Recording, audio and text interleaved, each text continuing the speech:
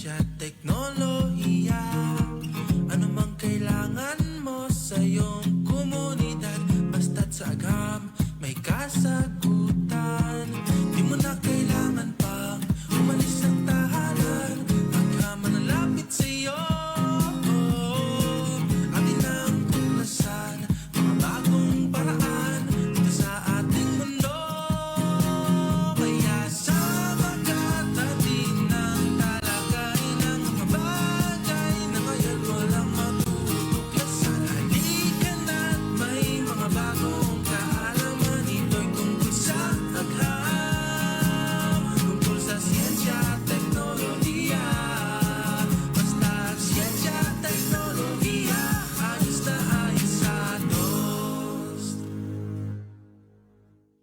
The views and opinions expressed in this program are those of the individuals involved and do not necessarily reflect the official policy or position of IOS na IOS sa DOST Management. Isang agham na ramdam na hapon po sa ating lahat. Nandito na naman po tayo para sa pinakabagong episode ng Ayos na Ayos sa DOST Season 4. Ito ang programang maghahatid sa inyo ng mga makabuluhang kwentuhan patungkol sa siyensya, teknolohiya at inobasyon. Kayo ay nakasubaybay sa DOST Central Zone Facebook page, sa Radio Agri 90.1 FM, ang official radio station ng Philippine Center for Post-Harvest Development and Mechanization of PhilMec, at sa Access Network Community Channel. Ako po ang inyong lingkod, Dian Briones, at samahan nyo kami tuwing Lunes, alas 3 hanggang alas 4 ng hapon para sa ating makaagham na programa. Sama-sama po tayo para sa isang oras na punong-puno ng kaalaman hinggil sa mga teknolohiya at inobasyong hatid ng Department of Science and Technology. Ako naman po si Lian Lazaro, ang makakasama nyo sa ating talakayan ngayong Lunes ng hapon. Nandito muli kami, ang inyong weekly dose of knowledge and good vibes. Dito lamang yan sa Ayos na Ayos sa DOST Season 4. Yes, at sa pagpapatuloy po ng Marso ay nais kong batiin muli ang lahat ng kababaihan na nanonood na at nakikinig sa atin ngayon ng isang Happy National Women's Month. Happy National Women's Month, Happy partner. National Women's Month, partner. And binabati rin po namin ng isang makaagham na hapon ang kagalang-galang na Regional Director ng DOST Central Luzon. Walang iba kundi si Dr. Julius Cesar V. Cat. And babatiin din po natin siya ng last weekend po ay kanyang birthday. Happy birthday po, RD. Happy birthday po, RD. And isang agham na ramdam na hapon din po sa aming mga Assistant Regional Directors, ARD for Technical Operations, ARD Romy, ARD for Finance and Administrative Services, ARD Belen, and ARD for Field Operations, ARD Maricel, and sa amin pong mga provincial directors, pati na rin ang lahat ng staff ng regional office and PSTOs ng buong DOST Central Luzon. Good afternoon po, isang agham na ramdam na hapon po sa inyong lahat. Ayan, binapati rin po namin ng isang agham na ramdam na hapon ang lahat ng bumubuo ng PhilMec sa pangunguna ng kanilang Director 4 na si Dr. Jonicio G. Alvinia. Hello po, Doc. And kasama na rin ang buong team ng Radyo Agri. Nais din po naming batiin ang buong team ng Access Network Cable TV, pati na rin sa mga nakikinig at nanonood sa atin ngayon. Isang agham na ramdam na hapon po sa inyong lahat. At muli, Happy Women's Month po! Ayan, nung episode po natin last week ay nakasama natin ang isang remarkable woman in STEM. Dahil syempre, March nga, Women's Month.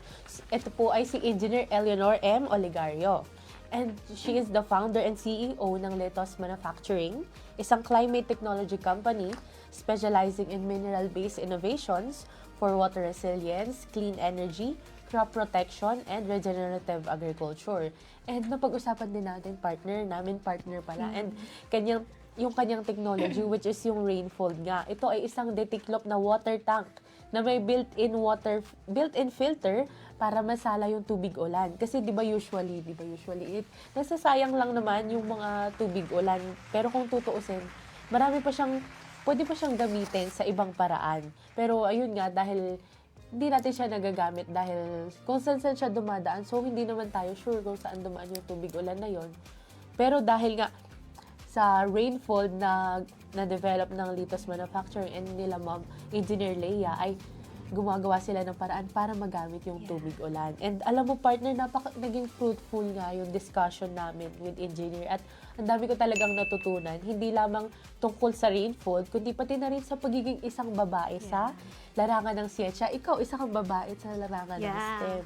So, tama nga yan, partner, no? Napanood ko nga rin yung episode last week and tumatak talaga sa akin yung sinabi ni ma'am na for women in STEM, ang advantage natin ay bilang babae. So, iniisip natin ang lahat at may mga instances na nakikita natin yung mga bagay na hindi nila nakikita or hindi nakikita ng iba. Ayan. Tama, yes partner. At dahil dyan, isang woman scientist muli ang makakasama natin para sa episode natin ngayon.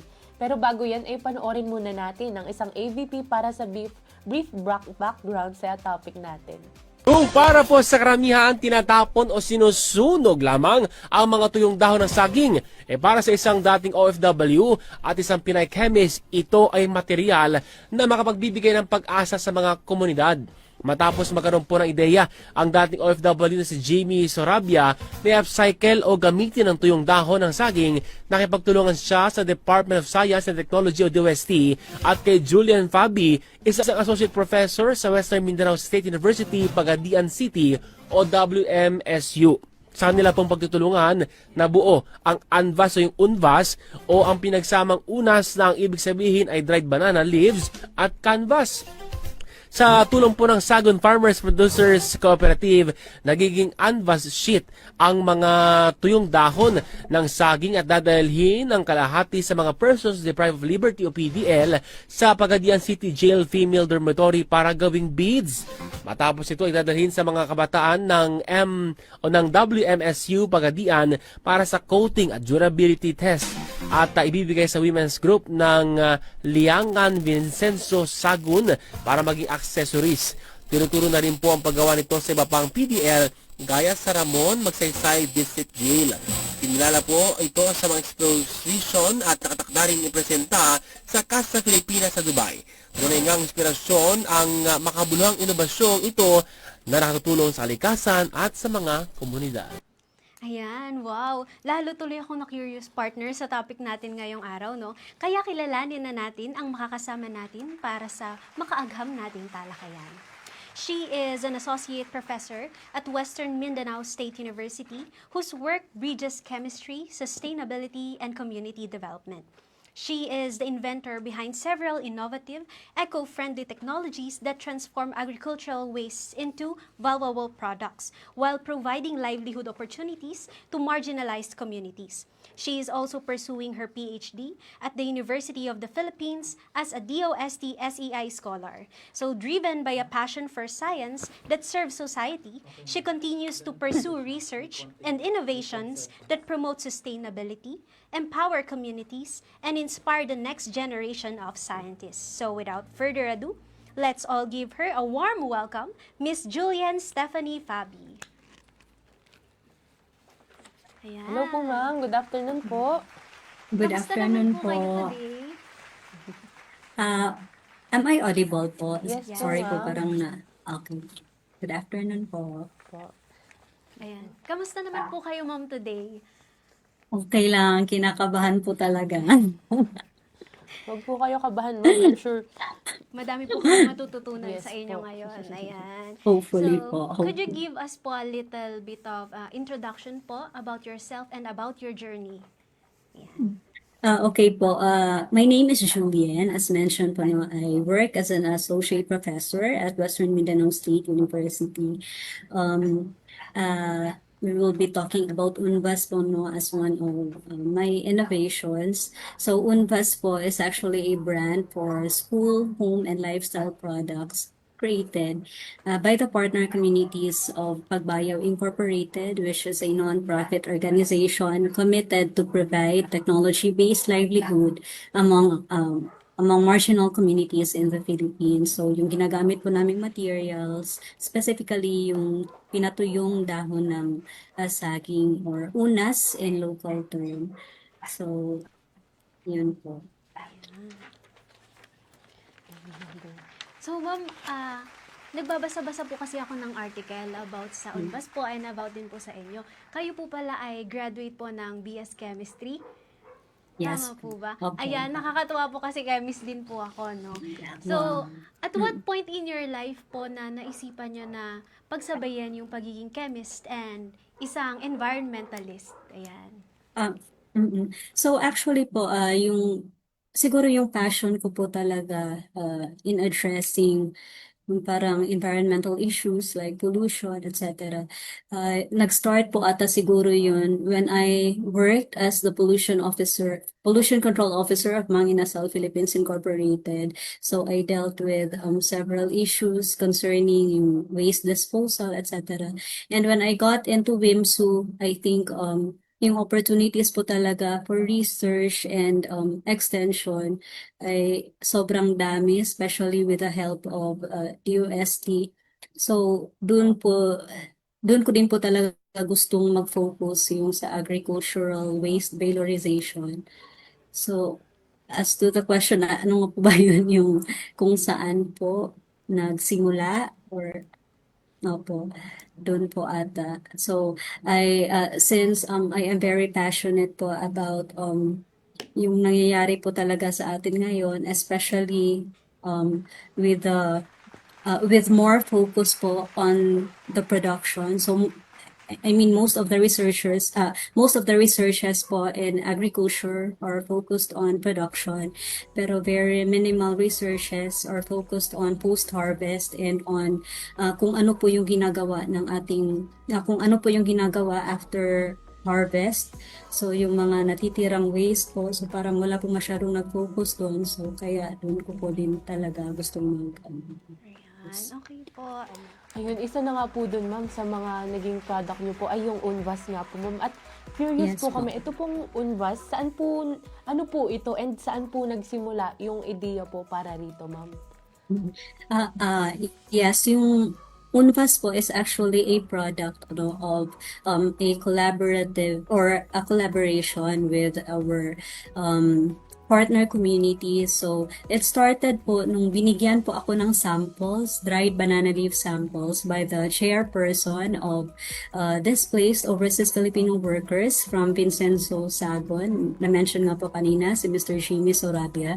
So, he brought dried banana leaves and he requested me na tulungan po tulungan yung group niya to gain or to convert the material into something that would provide income for his group. So doon po talaga nag-start because during that time I was also working with a project, a DUST project on producing packaging materials from cacao pods and calamundin peels, which are also a different source of yung parang agricultural waste na pwede pa siyang gamitin. So yun, DUST link, Sir Jimmy to me, at doon po nagsimula yung Unva. So I first created a material specific for yung purpose niya is as an art canvas for high school students, as an alternative art canvas for high school students. Kaya po yung tawag niya is Unvas kasi it came from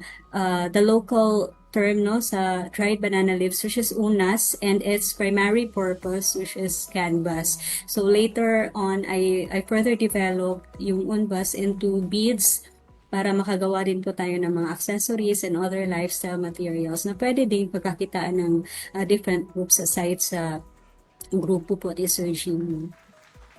Ayun, ang ganda pala nung naging journey ni ma'am. No? Pero comment ko lang po, ay para po muna sa ating live viewers sa Facebook. Kung may mga questions po kayo para kay ma'am, ay mag-comment lang po kayo sa aming live stream sa DOST-Central Luzon Facebook page. And ayun po ma'am, ganun pala yung naging journey ng pagbuo ng Unvas and dun pala siya nanggaling. And ma'am, nabanggit nyo nga po na nagsimula po siya as canvas, tapos naging mga accessories na po. Paano naman po ginagawa itong Unvas po ma'am? Yung ano po is, the process po is really very simple. Yung una po natin ginawa, kinonvert lang po natin yung ating dried banana leaves into fibers, tapos gumawa po tayo ng yung parang paper-based na material that can accommodate also yung parang oil and acrylic-based na mga paints para po maserve niya po yung purpose niya as an art canvas. Tapos later, we also developed the coating specific for Unbas para ma-convert po natin siya into beads that look like shell, pero sturdy din po siya and very light. So, yun po. Ganun pala po ginagawa, no, yung mga artworks po Very na simple lang. yeah, daw. from dried banana leaves, no? Sino nga ba naman ang mag-aakala nun from waste to ganun po, no? Ano nga po yung pangunahing layunin po ng inobasyong ito?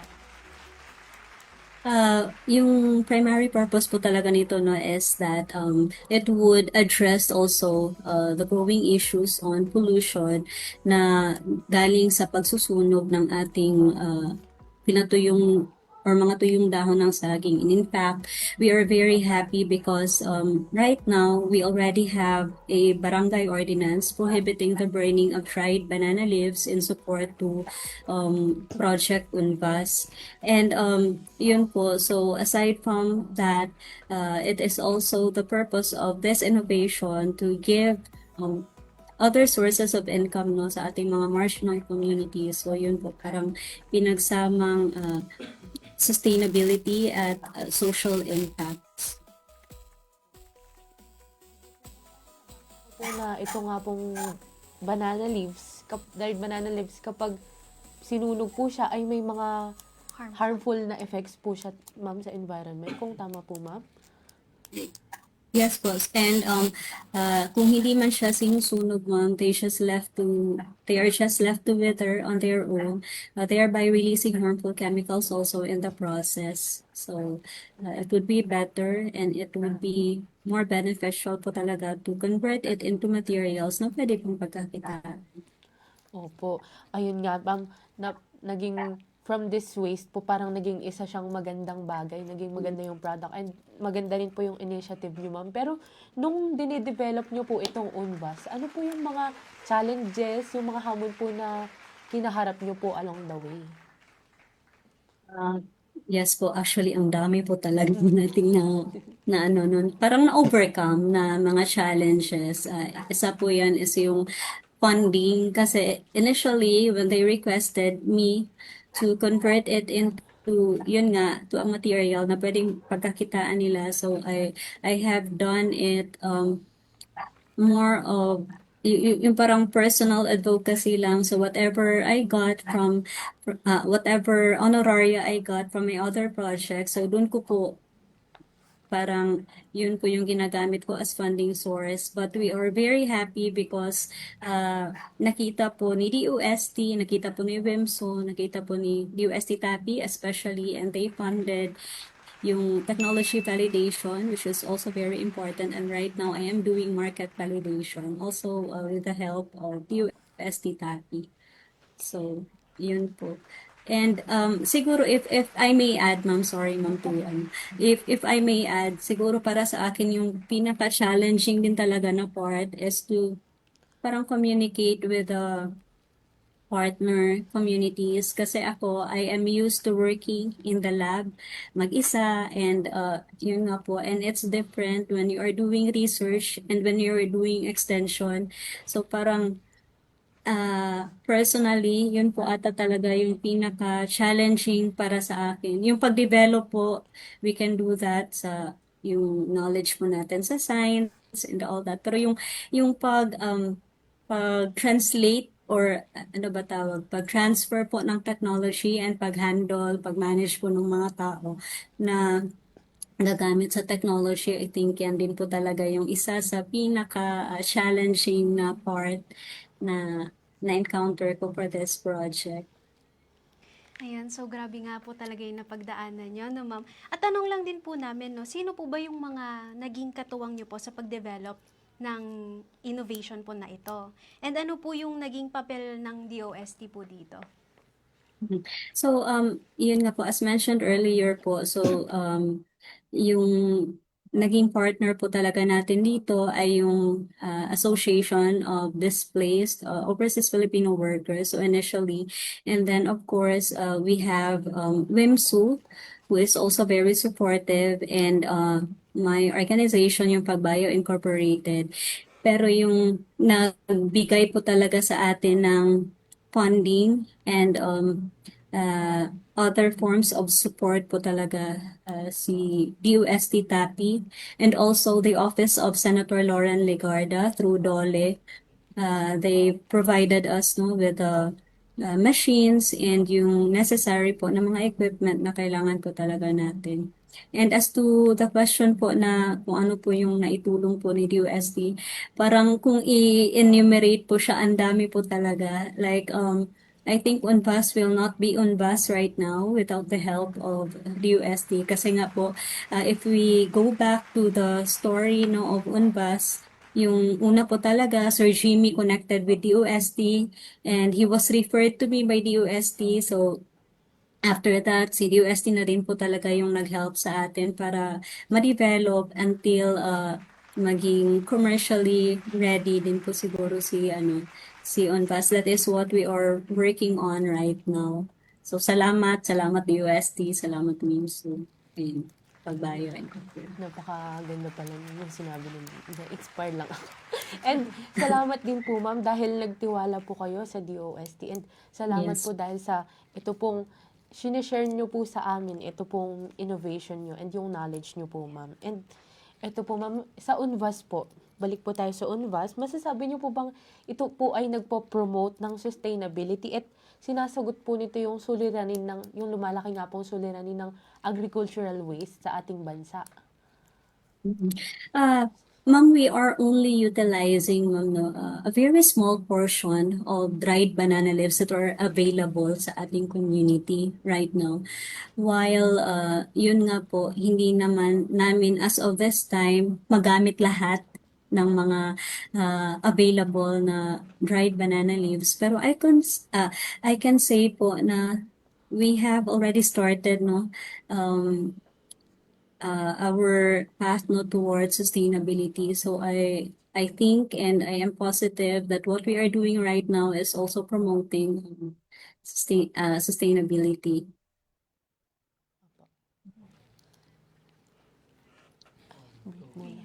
Ayan, no?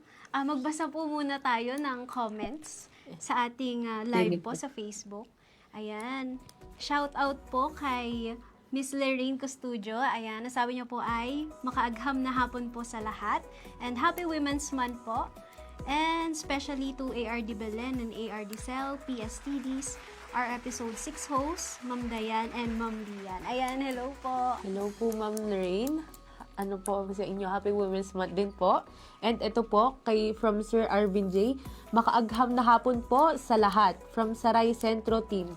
Ayun po, makaagham na hapon din po sa Saray Centro Team. Very active po sila. Lagi po silang nanonood sa atin. Ayun po. Ayan, meron din pong comment dito si Sir Teo Dalusong. Ayan, shout out po sa inyo watching from DOST Nueva Ecija. Ayan, isa rin po si Sir Teo. Lagi rin po yung sumusubaybay sa episode natin. Ayun po. And Ayan. and yun po, balik po tayo, ma'am, sa next question po namin. Paano po nakatulong ang UNVAS sa pagbibigay hanap buhay po sa mga tao? Ayun po. Right now po, madami na pong, parang I can say na there are several people and communities involved already in the production of UNVAS. So, paano nakatulong? Basically, without investment, nabigyan po sila ng hanap buhay.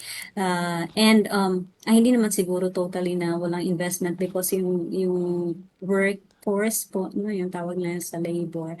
So, instead of yung mga women staying at home, yung parang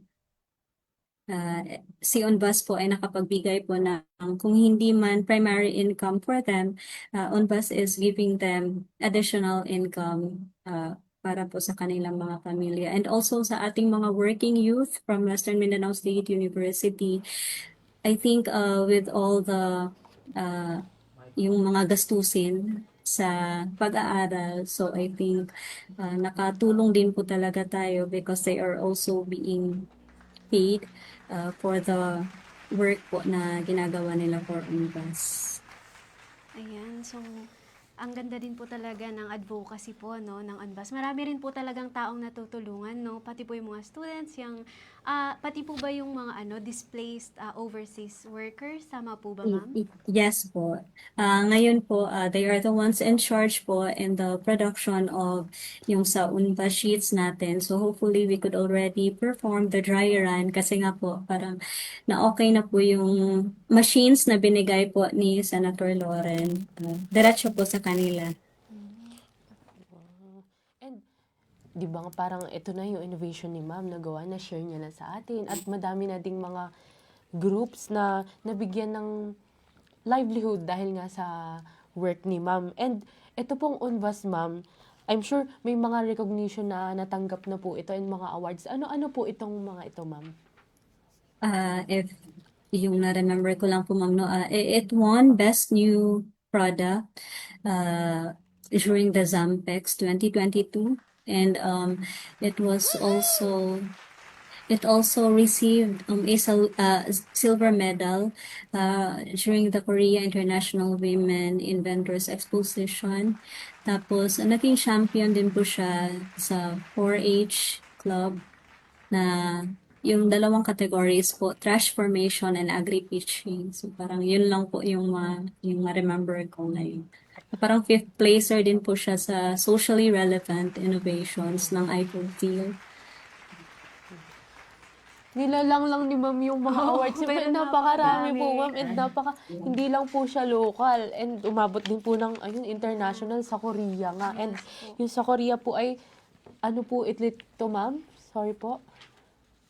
Silver medal awardee po tayo. Napakagaling ni ma'am. Napakagaling. Likhang Pinoy pero umaabot sa ibang bansa. Yung galing ng mga Pinoy sa mga ganyang larangan po, no? Yes. Ayan. Ma'am, pwede niyo po bang i-describe kung paano ang buhay niyo as a woman in STEM? Yes po, no. Parang siguro as a woman in STEM, it's both very challenging and rewarding din po.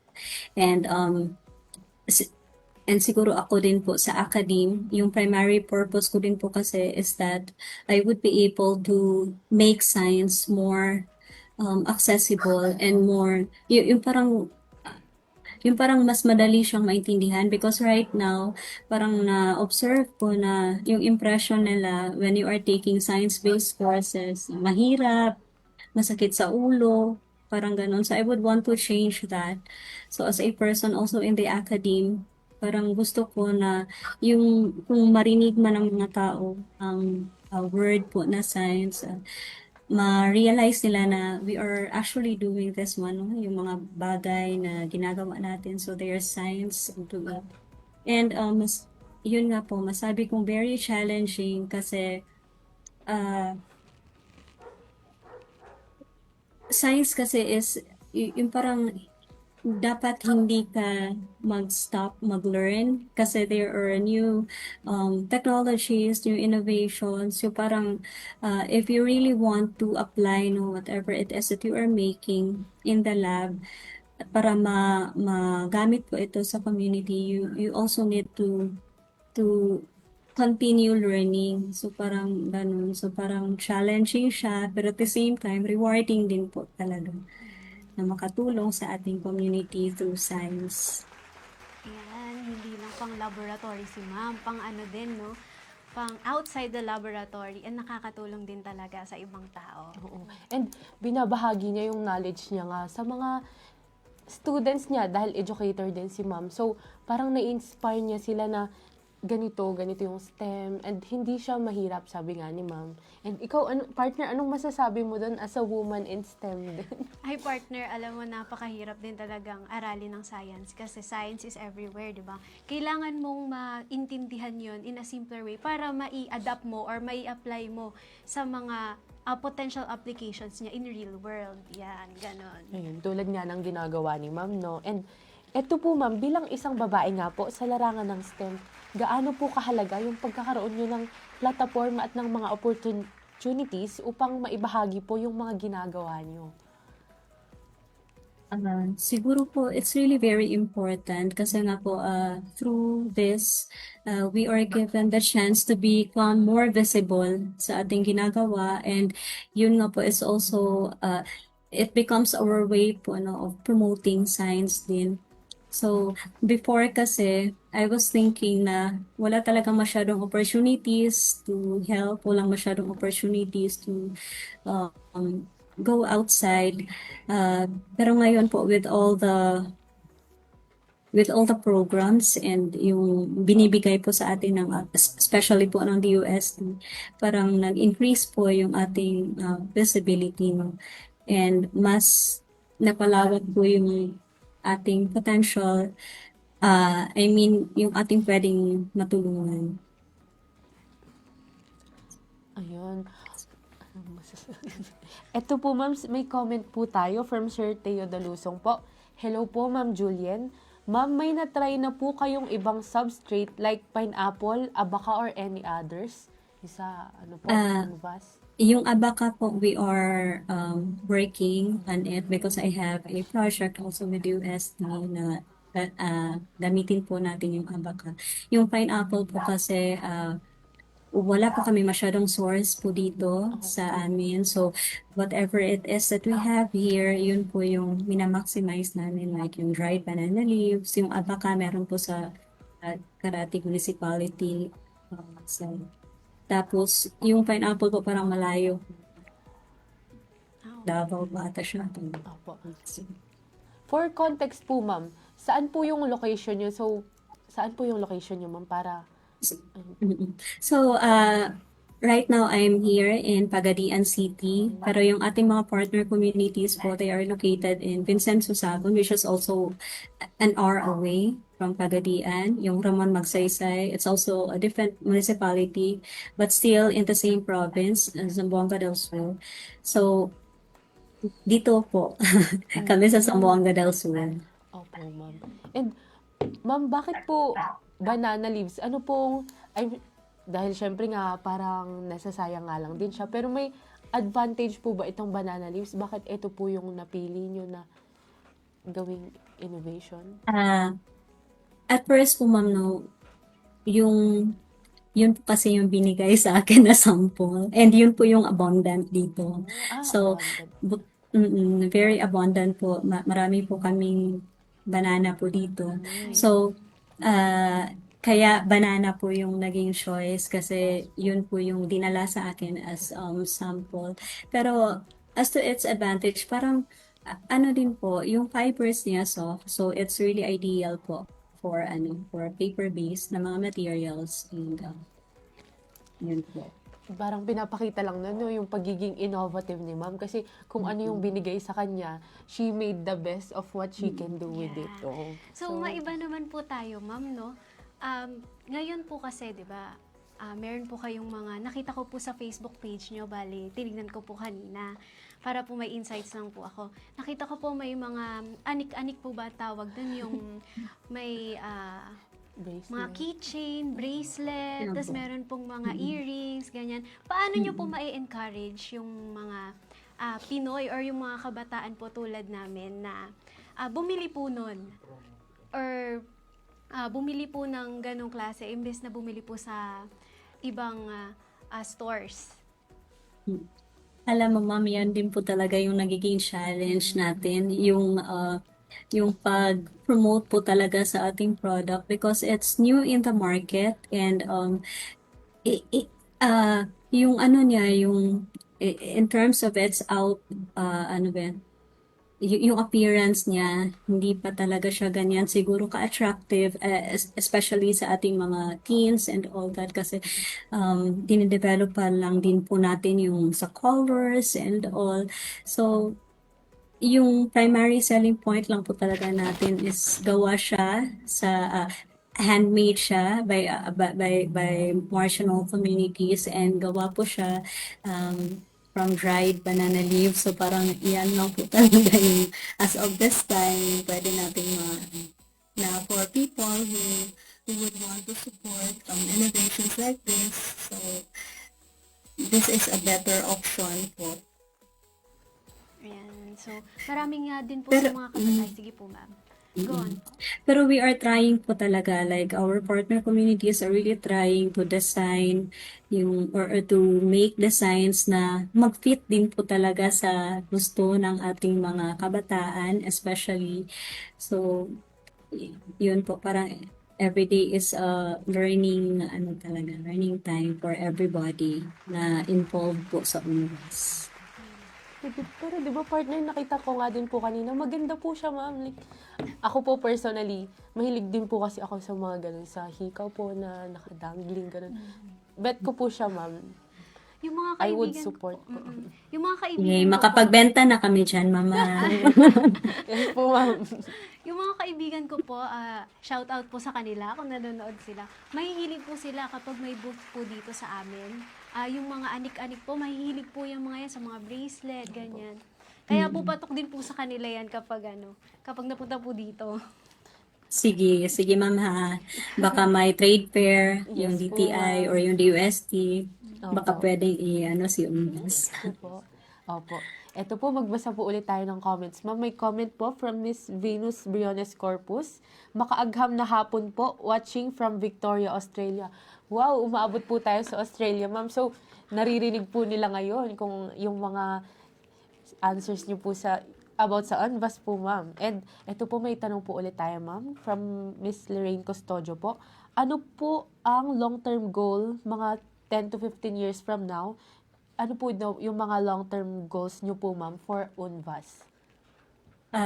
Yung long-term goals po talaga natin is that we would really want to have our own manufacturing site, no, for UNVAS that would cater all our products. Like right now, kasi we are also getting into the packaging industry. So we are developing our UNVAS leather for yung sa mga boxes and all. Kung nakita nyo kanina, parang na-feature kanina yung ating lalagyan po ng accessory. So we also develop yung sa packaging.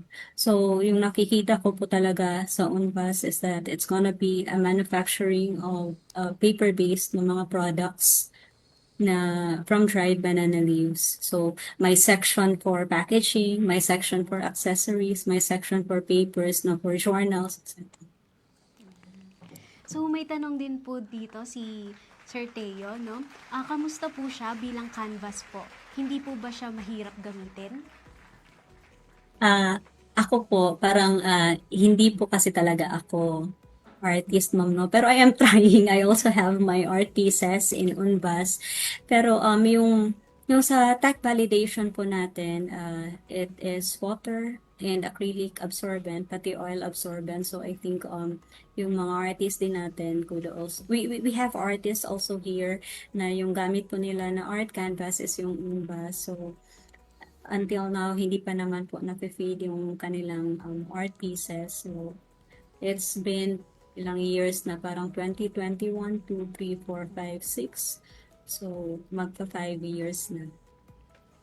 As to hindi siya mahirap gamitin, depende po talaga yan sa artist, no? Yung iba kasi, if you would want a textured na canvas, so UNVAS would be a better, would be a good choice po, no?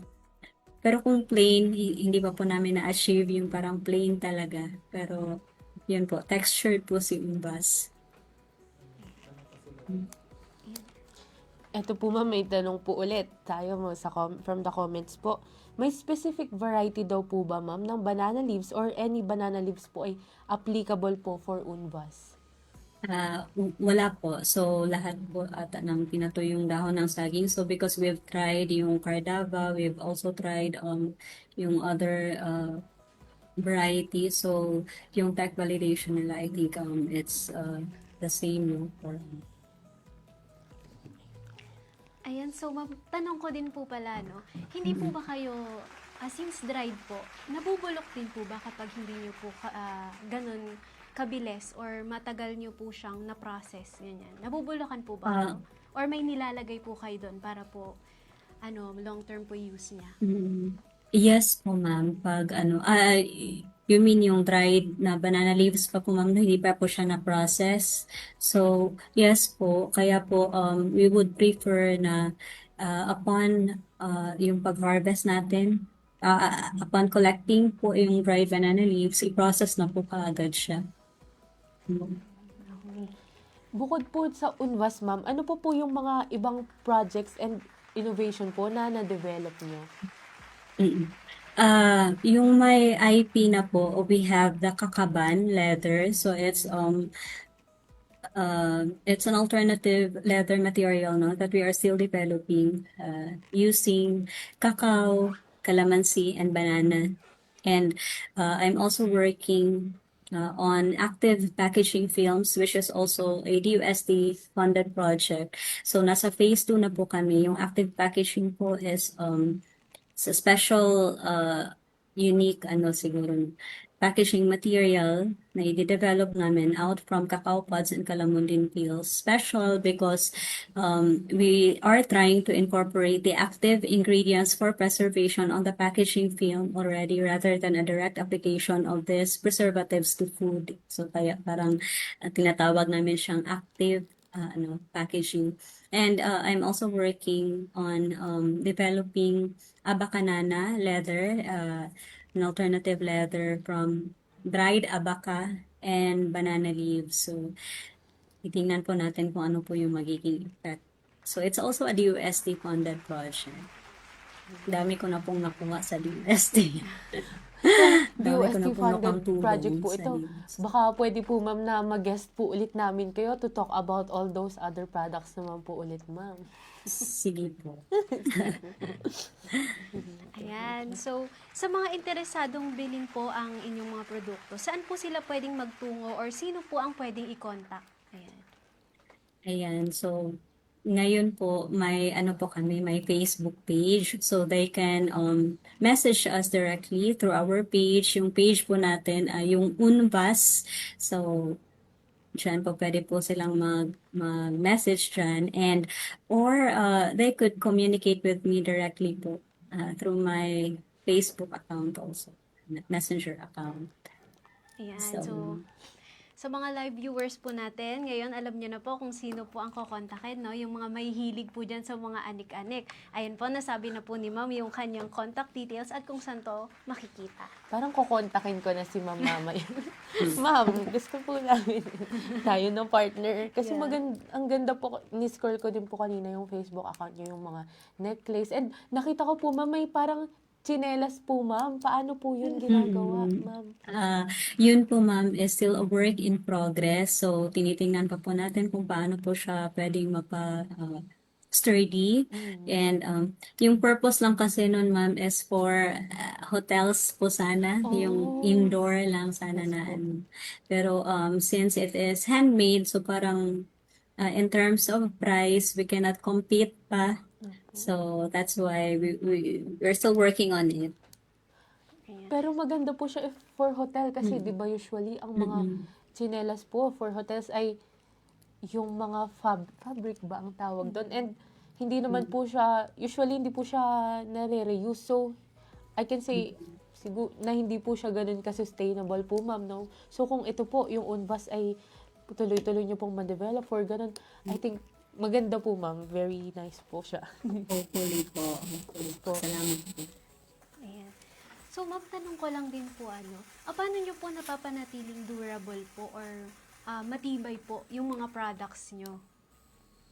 Yung sa beads po, ma'am, we developed the coating po for specific for UNVAS. So, it is still a work in progress nga, sabi nga natin. Pero ngayon, parang okay naman siya. Parang in terms of durability, yung ating validation lang po kasi is on the moisture, on the yung parang mga ganun po. So parang pasado man siya based sa sa lab results niya. Pero for the other products for the other UNVAS products, yun nga po. So tinidevelop pa rin po natin. It's very good kasi merong partnership, no, na like me working in the academy, working in research, so I could do the technical aspect of, tapos meron din po tayong mga tulong na nare-receive especially sa DTI in terms of the design, in terms of the improvement of our product. So, parang may collaboration, parang ako bahala dito, tapos you also help us with this.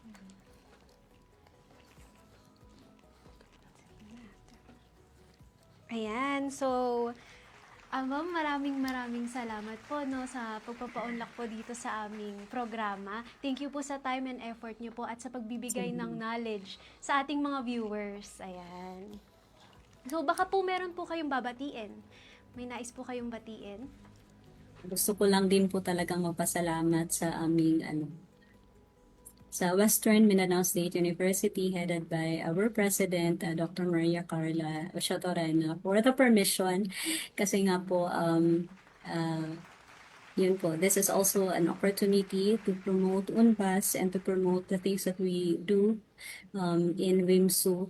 And of course, sa ating mga partner communities, sa ating workforce po sa UNBAS, we are very grateful po talaga sa presence nila. And UNBAS will not be UNBAS right now without them. So yun po. Salamat. Thank you rin po, ma'am. Ay, eto po, ma'am, may additional question po pala May sa humabol comments. po, Opo. no? Good PM po. From Sir Mario Tumamaw. Hello po, Sir Mario. For other marketplace lang po, available na din po ba ito sa ibang online stores like TikTok, Shopee, etc.? And if ever po, nagkikater naman po kayo ng orders galing sa ibang regions? And asking lang daw po, ma'am, is sa advantage po ng ating products compared sa same products niya sa market, especially on price. Ayun po. Yes po.